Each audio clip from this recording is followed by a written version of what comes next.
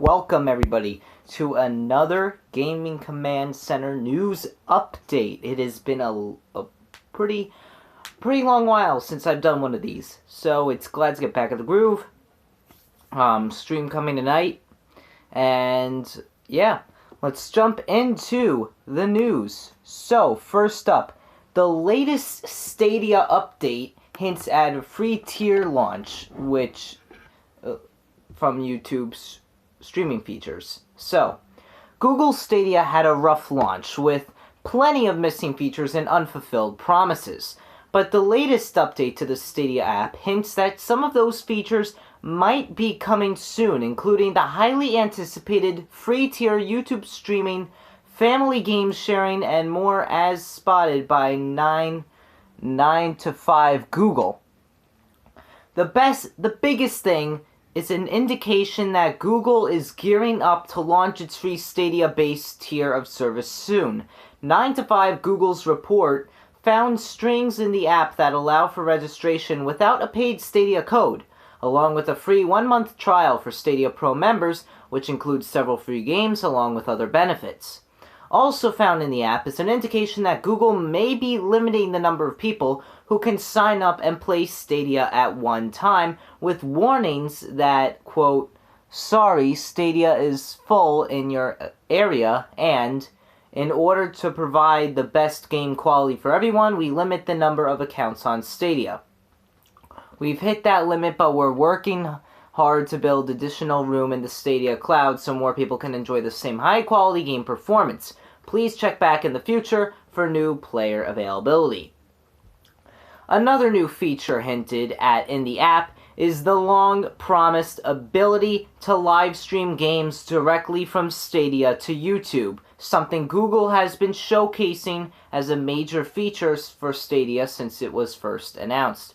New strings for buttons and menus related to starting, managing, and stopping YouTube live streams were spotted in the latest app, implying that the feature could be rolling out soon.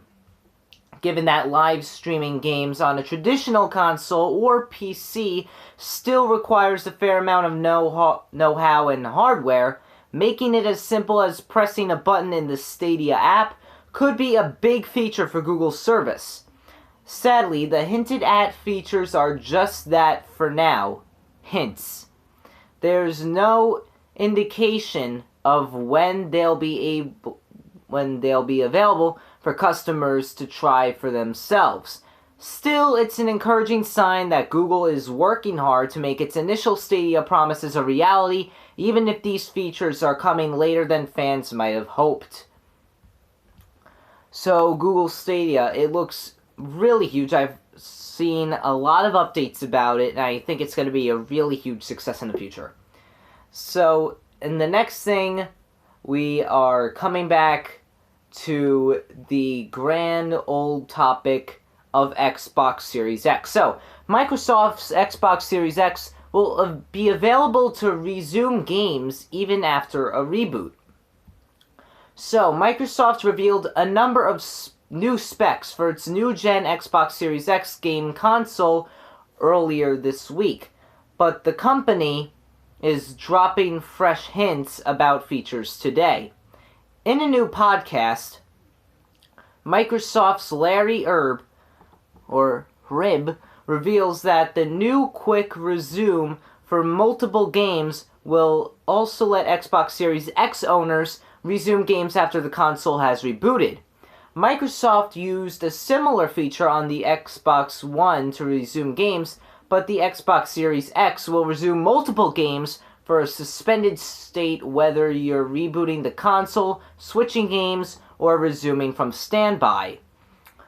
Herb in the podcast reveals, quote, "I had to reboot because I had a system update, and then I went back to the game and went right back to it. So it survives a reboot."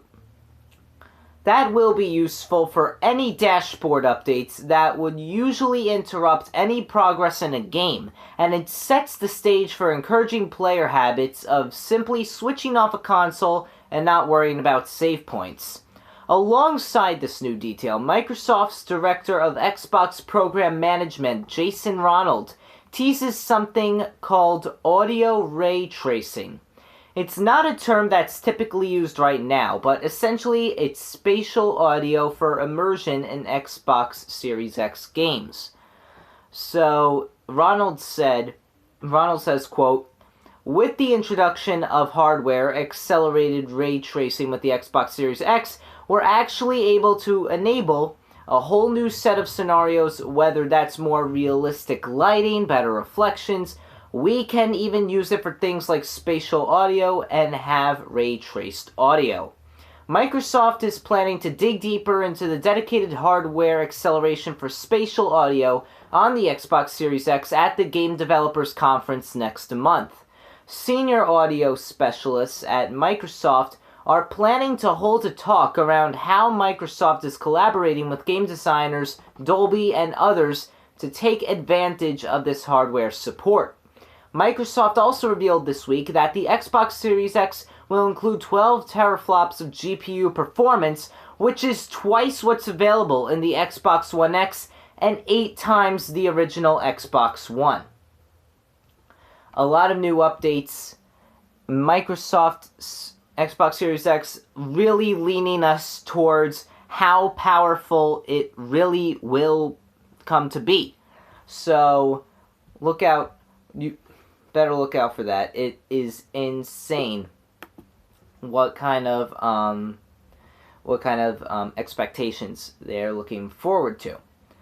So, another thing. Another thing about Stadia. So, Google appeases Stadia subscribers with the first new game announcements since launch. So, alright, here we go.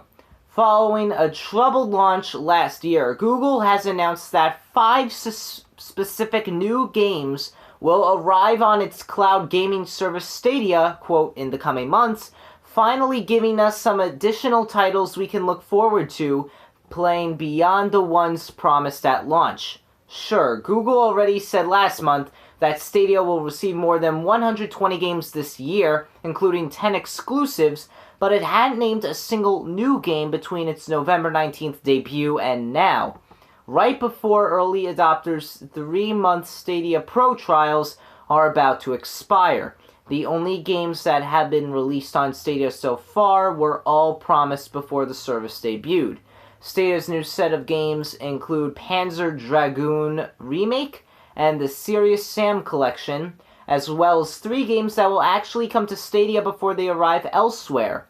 Lost Words Beyond the Page, a puzzle game with a heavy emphasis on a story written by Rihanna Pratchett of Mirror's Edge and modern Tomb Raider fame. Splitlings, a wacky arcade game you can play with up to 3 friends, and Stacks on Stacks, a color 3D tower builder that reminds people a lot about Jenga.